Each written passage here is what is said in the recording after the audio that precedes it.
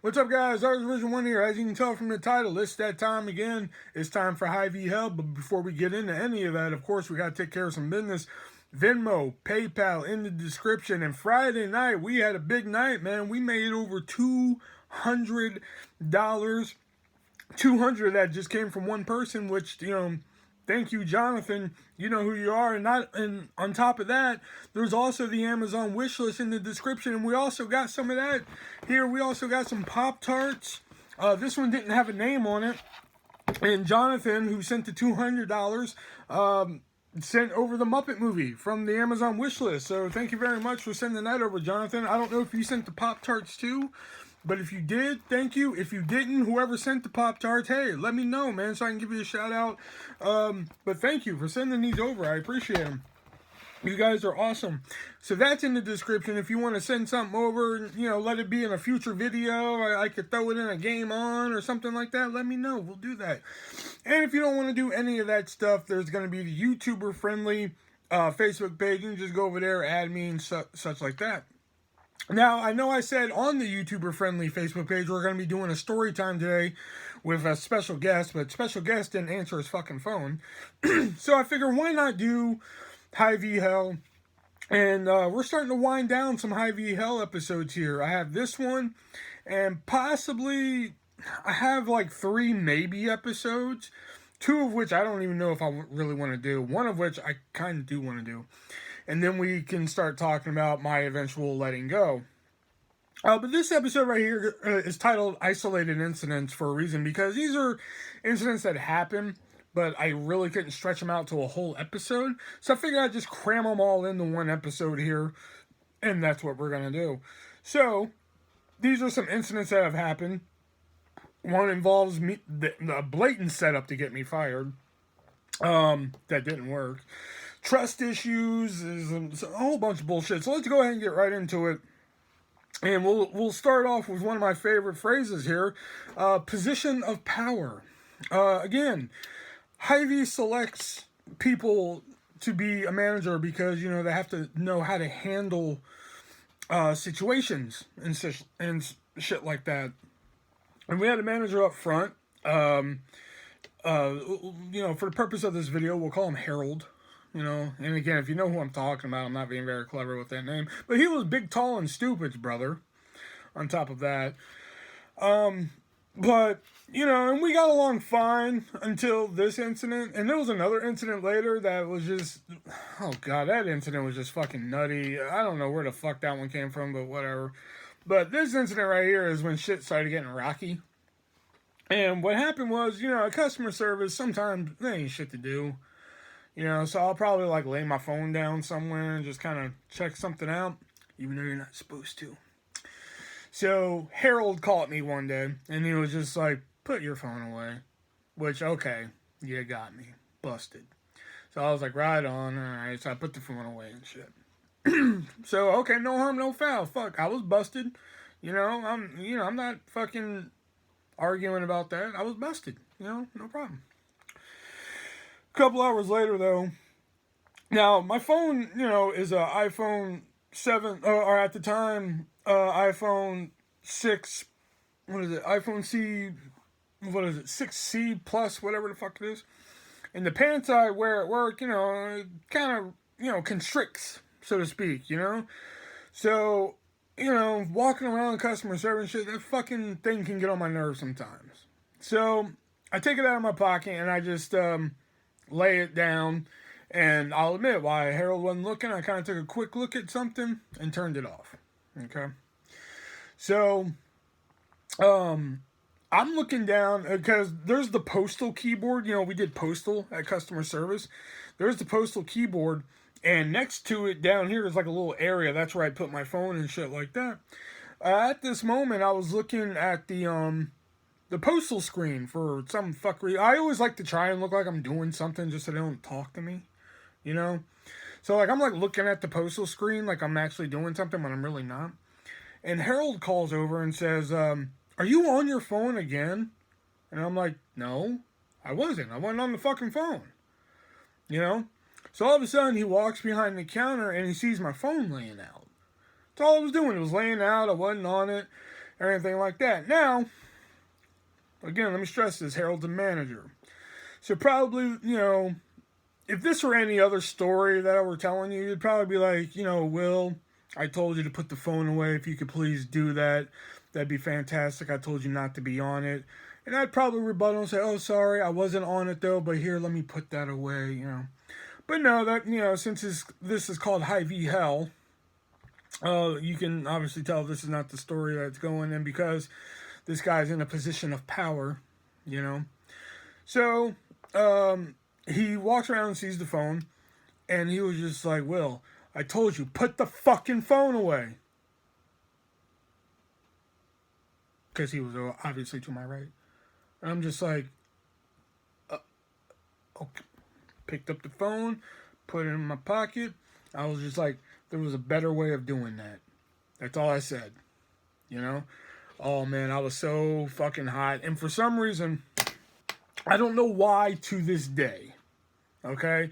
This is the God honest truth. You can ask my baby mama. You can ask some of the people I fucking worked with. For some reason, when I just get extremely fucking upset, I talk like I'm fucking Tupac Shakur or some shit. Or like Notorious B.I.G. I can't explain it. I don't know where the fuck it came from. It just fucking happens. So, after about, 10 minutes, here comes Harold, and I'm fucking hot. Because I cannot believe this dude just looked at me and said that to me. It's one thing to ask me to put it away again, even though I wasn't even fucking on it, like he thought, But the way he said it and the verbiage that he used, I'm like, this is who Hy-Vee said, yeah, we're going to put you in charge. Okay. So he comes over and he was just like, hey, Will, can I talk to you? I'm like, what's up, player? See, again, I don't know why it happened. I'm like, what's up, player? He's like, please don't do that. I was like, what's going on, player? And he was just like, listen, I just wanted to come over and apologize, which I will admit was big of him because any other manager in that fucking store would have just said, fuck me, and just moved on with their damn night. So he gets a brownie point for that. I will give him that. But when I'm that fucking hot, I could care less. You could come over there with your fucking apology and your fucking cake and ice cream, and I could really give 2 fucks less still. And he was just like, listen, I apologize for how I said it and everything like that. And I was just like, oh, it ain't nothing but a G thing, player. But I swear to God, I'm not making this up. That's really what I said. And then I kind of calmed down for a second, and I was just like, I'd like to see you talk to any of the other people around here like that. I'd like to see you go to Dakota, which is a real person there. I'd like to see you go to Dakota and say, hey, Dakota, go outside and get some fucking cards and see how well he takes that. And he was like, you've made your point. Okay, I apologized for it. All right, and I was just like, okay, cool, player, right on, and just fucking walked away. He was like, Will, I really don't want this to affect our relationship. I was like, too late for that, brother, and just walked away. See, I don't know why I talk like that when I get so fucking angry, So, shit was kind of rocky between us after that. Stuff was still kind of cordial, but not too much and shit. And then there was a claim that he believed I was harassing his girlfriend, which is so far from the fucking truth. I mean, his girlfriend, we'll call her Jane. Jane was a lovely person. I mean, just the sweetest person you could ever fucking talk to. And then there was a claim that he believed I was harassing her. And I'm just like, what? So I finally called him to customer service one day because I was hot about it. I was fucking pissed. And I looked him dead in the eye and I was just like, if you think what I was doing to her was harassing her, then, okay, you know what? I'll apologize to you. Okay? But if that's how you're going to think about this, then you know what? When you see me from now on around this store, keep on walking. And he looked at me for a second and was just like, okay. And he walked away. And that was pretty much it for me and Harold. I saw him one more time the day after I was let go at Walmart shopping, which, our head manager didn't like us shopping at the competitor. Really? At least that's what I was told. I was told we weren't really, we could shop at the competitor, but, It was just like, really? You're going to shop there? Really? You know. So, yeah. All right. So, the next one I got written down here, I'm going to save that one for later. Yeah, let's go with this one. This is a weird HR story. I'm in customer service for about a month and a half now. You know, so I'm like getting the groove and shit like that, you know. All of a sudden, you know, me and one of the other managers, her name was Haley. That's her real name, Haley. But we kind of got into a little tiff one day, you know, and it kind of bothered me, you know. So I was like, you know what, let me go up to HR and discuss this, because, you know, that's what HR is there for. HR is supposed to, you know, if a manager and an employee or two employees, whatever, if they're having a little bit of an issue, that's what they're there for. And usually when it comes to situations like that, I don't go to HR. Usually I go to like another manager and say, hey, you know, me and this person are having a problem. Can we do something about it? Blah, blah, blah. So this is like the first time I've ever had to go to HR and say, hey, you know, me and this person are having a problem. You know, this and this happened. You know, can we maybe, you know, like, I think it's a little ridiculous that she's doing that, you know, shit like that. So I went into her office and I was just like, hey, HR lady, got a minute? And she was like, yeah, what's up? Sat down, told her all the shit that was going on. I was like, yeah, me and Haley are doing this and this and this and this and this and this.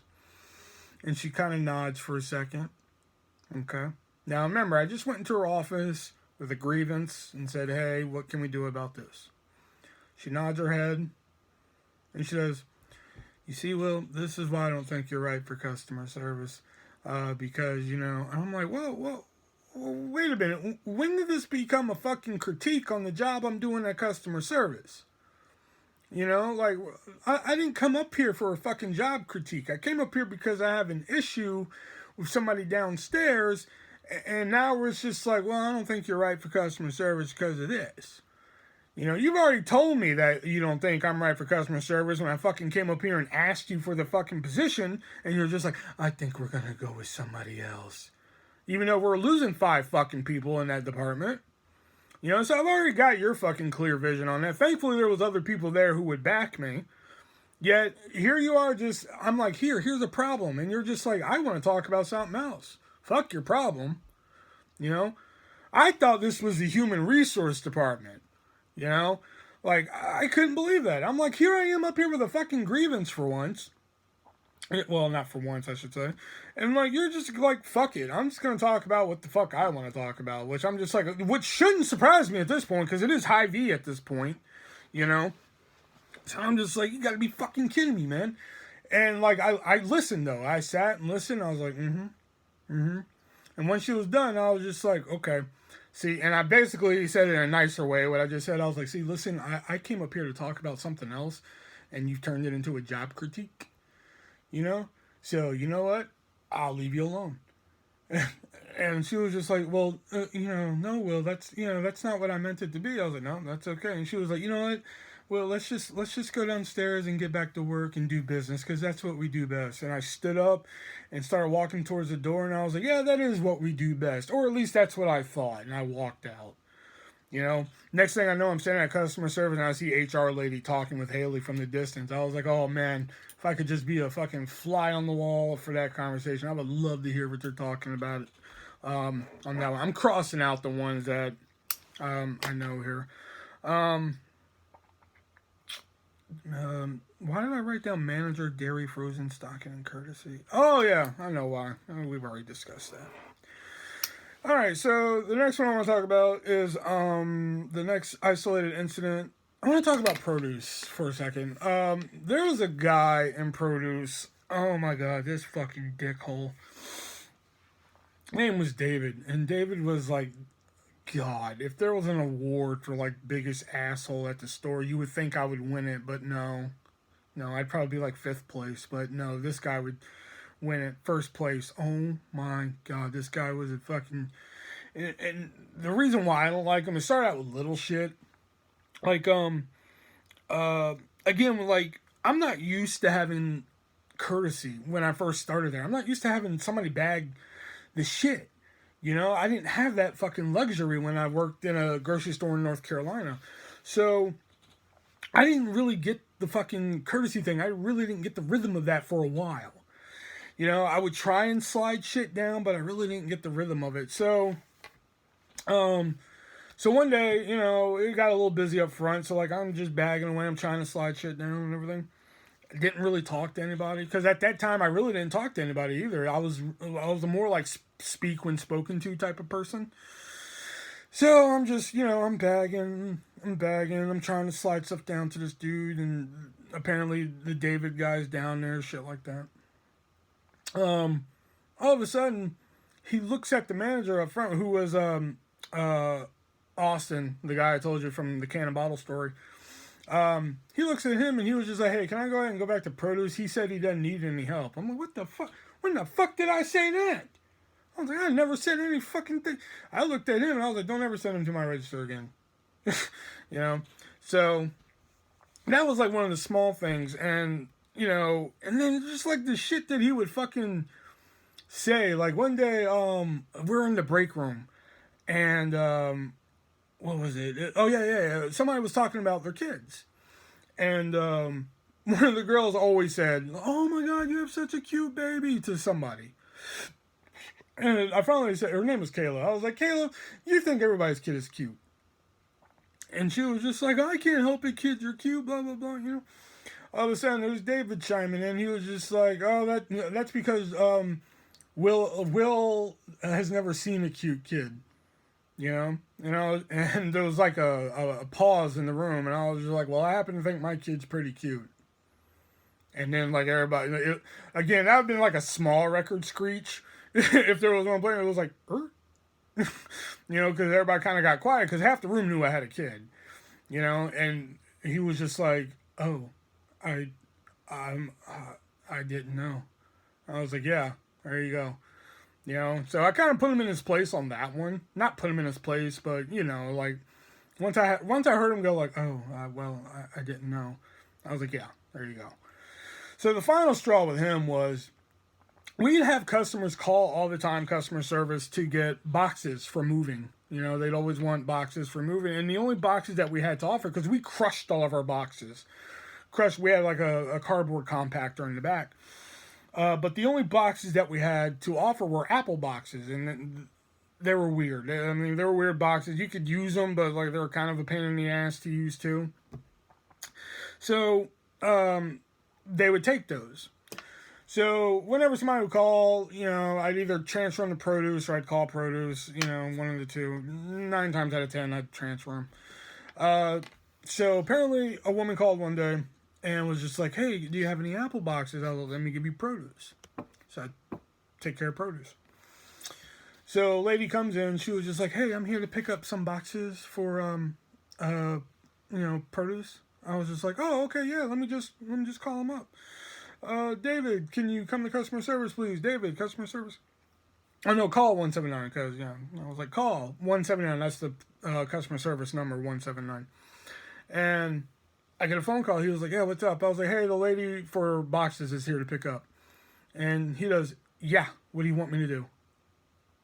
I'm like, "Well, can you bring the boxes up?" And he was like, "So you expect me to just stop what I'm doing to bring?" Now, meanwhile, he's brought up boxes 50,000 times before. I don't know why 50,001 is the time where he's finally fucking saying this shit. You know? "What do you expect me to do? Just bring up the boxes?" I was like, "Well, yeah, how's she gonna get them?" You know?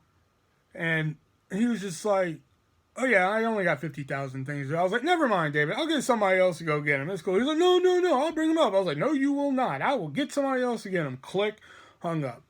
So I called up the manager. I was like, and I told him exactly what happened just then. I was like, "You need to send somebody else to go over there and get the boxes because his fucking ass is pissing me off." So they sent somebody to go get boxes. Boxes weren't there. Here comes David with the fucking boxes. And I'm just like, this fucking guy, I swear to God, I'm just, one day, man. You know? So here's a funny little side note with him. He eventually got so many customer complaints that they moved him to night stock. And he eventually worked himself back to bakery. Funny story with night stock. They wanted me to move to night stock. And that's part of a setup. Not the setup that I'm going to talk about, but it's part of a setup because they moved one guy to Night Stock just to get rid of him. They moved him there just to fucking just basically break his mind, where he's just like, all right, I'm out of here. And he eventually transferred stores. He went to another store. So, I think in the last episode I mentioned where I went to Travis and was just like, do you not want my help here? I can just leave. It was in that meeting where he also said, well, how about this? How about I move you to Night Stock? I'll give you 40 hours a week and a $3 pay increase. And I was just like, yeah, but... And now, that sounds awesome on paper. But plus you got to think it's Night Stock. You know, you're there 11 p.m. to 6, 7, 8 in the morning. Because you got to hope people show up. So I was just like, can I get back to you on that? And he said, yeah, absolutely. Take some time. So I'm thinking about that, and I let some people know up front. One of the managers who... her job wasn't an upfront manager, but her normal job, as a person, she's fantastic. As a manager up front, she drove me up the fucking wall, let me tell you. I let her know about it, and she was like, oh my God, that'd be great for you. Oh my God, you should do it. You should do it. Oh my goodness. Every time she saw me, are you going to do it? Are you going to do it? Are you going to do it? You should do it. You should do it. She's sending out emails to the other managers about it. Yeah, he might go to Night Stock. I'm like, that's weird. Why are y'all so, like, fucking, y'all should... you know, you should go to Night Stock. So that was red flag number one. And then one of the other managers clued me in. In fact, one of the other managers that would eventually set me up, clued me in that, yeah, it was a means to try and get rid of me. So I eventually told him, no, I'm not going to take it. Because it was just, plus it was such a big lifestyle change too, you know. But if it was just them like, hey, we're going to fucking, you know, just mess your day up. You know, we're just going to break you, then I didn't want to do it. So, side note. All right, so the next one here is, let's talk about the setup. Let's talk about it. So this was the night I was just like, I think they're trying to set me up to get fired because, you know, they were getting on all of us, not just me. They were getting on all of us at customer service about standing behind the counter when there's nobody there. It was like, when there's nobody here, get out from behind the counter, do something. Whatever it is. So, you know, one night I'm there by myself. There was like literally dick to do. So I go out to try and bag. Excuse me. And there's nobody to bag for.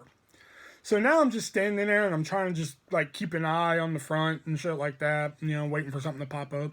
Now my girlfriend at the time is working in floral. Okay. Now again, not a lot of people knew we were dating. But, you know, so me and her, we're kind of having a conversation. You know, she has no customers. She's working on shit. I'm standing there just kind of waiting for something to pop up. So all of a sudden, I hear, Will, to customer service, please. Will, to customer service. I'm like, I'm standing right there. So I turn around and look, there's nobody there. So I walk behind the counter, like thinking, like, is somebody going to show up? Like, what? No one's there. So I'm like... They're on my ass for standing behind this counter when nobody's here. So then they call me over and there's nobody here. So I didn't really think too much about that. You know, a couple minutes later though, somebody eventually shows up. I get like a tiny little rush, you know, a couple lottery tickets, phone call, maybe a money order, shit like that. And it dies down again. So again, I go out to try and bag. There's nobody to bag for. The same scenario happens. You know, I'm talking to the girlfriend and shit, you know, and... now the two managers are over here, Alexis and another Austin, not the Austin from the Cannon Bottle story, but another Austin. They're standing over here just like chit-chatting and shit.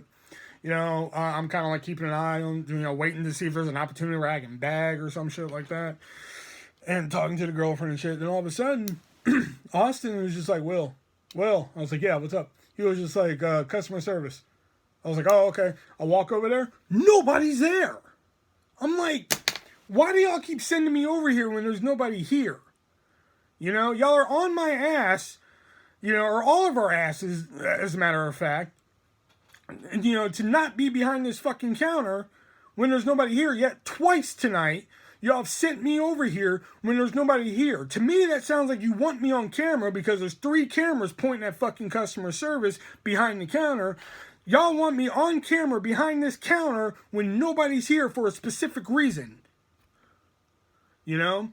So I wasn't very happy about that. And I let my manager of customer service know, and she was just like, well, I don't think that's the case. I'm like, then what the fuck else would it be? That sounds like a blatant setup to me. You know? I was hot about that one. Again, I just, you know, call it paranoia, call it whatever, but it just didn't seem kosher, you know? And, yeah, should I do that one? I think I'm going to save that one. And the last one here I want to talk about here, man, this motherfucker. Just thinking about this story gets me hot. We have this guy named Gage, and now this goes back to the Do It Better story from like episode 1 or 2, one of those episodes. Again, you know, like, just fucking around, man. Like, if you messed up a little something, you know, like drop a baloney on the fucking counter, do it better. You know, this guy Gage thought to do it better was hysterical. All right, let me mind you, he thought it was hysterical. Okay, so one day, you know, I'm doing the do it betters and shit, and one day I was like, do it better to somebody. You know, and they're just like, oh, Will, shut up. Oh, you're fucking stupid. You know, same shit. And for some reason, I wasn't even talking to Gage, and Gage gets all butthurt about the fucking do it better. He was like, I don't think I need to be told to do it better. I do my job just fine. I'm just like, really? You're getting butthurt over this, and I didn't even talk to you about it? Whatever. So, like, I wasn't, like, fucking pissed at him or hated him, but I kind of just stayed out of his way. It was, like, one of those things where, like, if we're going to get mad over that, then I'm just going to stay the fuck out of your way. So, one day I'm at customer service. It's me and my girl, Corby. Corby was, like, fucking awesome. Loved Corby. So, I was like, Corby, I'll be right back. I'm going to the bathroom. She was, okay, cool. So, I come back from the bathroom, and she was like, oh, there you are. Hey, what do I do with this? I was like, well, first you got to tell me what the hell it is. And she was just like, Gage needed to get a shovel and salt for the front, and they need to know whether or not to in-store charge it or charge it to the store. Now, believe it or not, even though they sound the same, there's actually two. In-store charge means there's a section in the store where you have to in-store charge it, okay? Whereas charge it to the store means you have to do a payout, and you have to do it differently and shit. Okay? So I was just like, and she was like, I need you to do it because you have numbers. I was like, oh, okay, that's cool. Just figure out which one it is and I can take care of it. And she was like, all right, let me call him. So she calls him, does, okay, you sure? Okay, all right, bye. She says, in-store charge. I was like, okay, cool. So there's like a certain paperwork you have to get and shit. So I get the in-store charge, run that shit through, because, you know, you have to do a process with it. Run that shit through. Now, with an in-store charge, you have to get a signature from the person who had to get the in-store charge, in this case being Gage. So, Gage was just finishing up a customer. I kind of bring the paperwork over to him. I was like, hey, Gage, if I can get your signature real quick. He was like, for what? I'm like, motherfucker. Oh, Gage, you need an in-store charge, so I just need your signature on it and shit. And he was just like, well, get a manager to do it. I'm busy.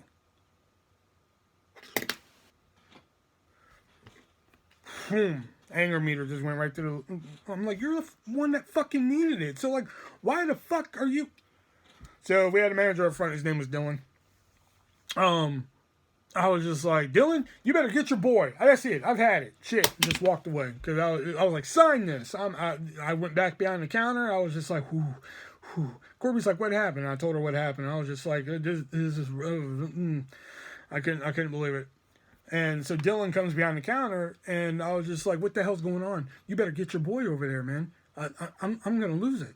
And he was like, don't worry. I got it. Don't worry. Just calm down. Take a couple breaths there, you know.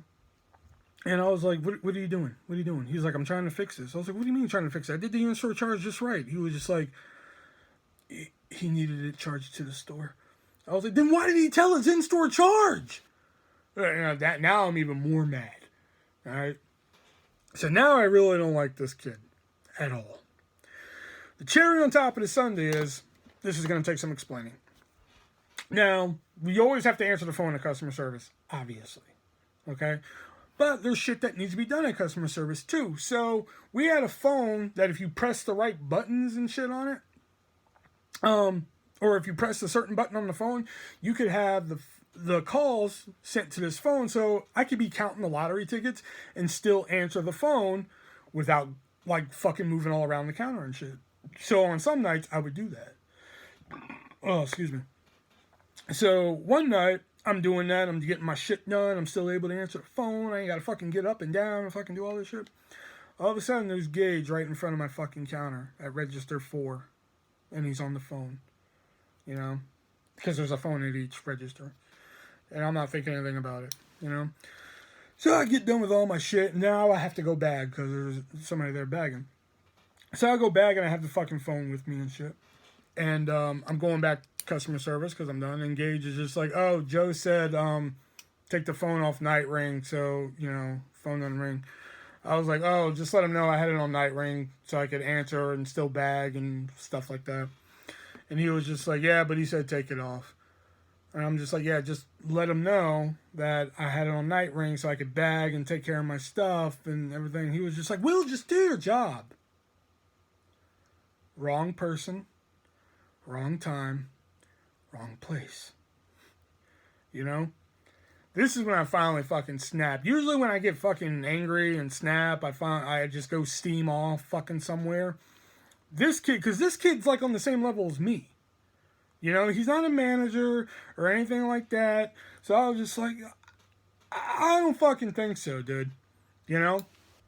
So I go turn off the phone off fucking night ring. Okay? So, and then I go to him and I look him in the eye and I was like, listen here. All right? You don't tell me to do my job until you get one of those nice little black name badges, because all the managers had black name tags, whereas we had like the white ones and shit. Until you get one of those black name badges, you better stay out my way. And I turned around and walked away, you know, because I was like, if I stay in this space any longer, it's going to get ugly, you know. You don't fucking come over here and tell me to do my damn job and shit because you're a fucking idiot. Because he was like one of those ones that like, he wanted to be a manager, but he didn't do any of the work. You know? Even the manager said, they were just like, wow, when he first started here, he really did a lot of shit, but now he's just a lazy fuck. You know? Or like he said one time, he was like, unless they make me manager, I'm going to quit. Needless to say, he didn't work there much longer. You know? I just, but that incident, like, how do you tell somebody on your level to do their job? You know? I just, because, like, I eventually had to explain to all the managers, I'm like, listen, I put it on night ring so I can answer the phone and still get all my shit done around here. You know what I mean? And, like, when he looked at me and said, do your job, I was like, excuse me? Now, I'm telling it at a level, like I'm telling you right now, but I'm yelling it at him in the store. You know? To the point where the customers were just like, are you okay? I was like, I'm fine. And they're just like, okay, Will, but you kind of scared me, so, like, can you maybe get me a box? Because you scared me? Like, she was joking, but she was like, can you give me a box? I was like, oh, yeah, sure, no problem. There you go. I'm getting them, like, boxes and shit. So, yeah, those are some isolated incidents that happened there at Hy-Vee. Some setups and some bullshittery stuff like that. So, that is this episode of Hy-Vee Hell. Sorry I cannot get the story time that I wanted to get there. But Venmo, PayPal in the description, man. We made some big money last Friday, man. Hopefully we can do it again this coming Friday for Friday Night Live, which is coming. And also, the Amazon wish list is down there. We got some stuff sent to us this week, man. We got some Pop-Tarts, which I love these Gone Nutty peanut butter ones. And we got the Muppet movie. Maybe this is going to be my first live movie commentary where I just sit in front of the camera and talk about the movie that you can't see. But the Muppet movie, the original one, man, right here, man, the Muppets and shit. So, yeah, and if you don't want to do any of that bullshit, there's the, I was about to say family friendly, the YouTuber friendly Facebook page down in the description. So, yeah, until next time, I am the Artist Version 1. I will see you guys Friday for Friday Night Live, and guess what? I'm out.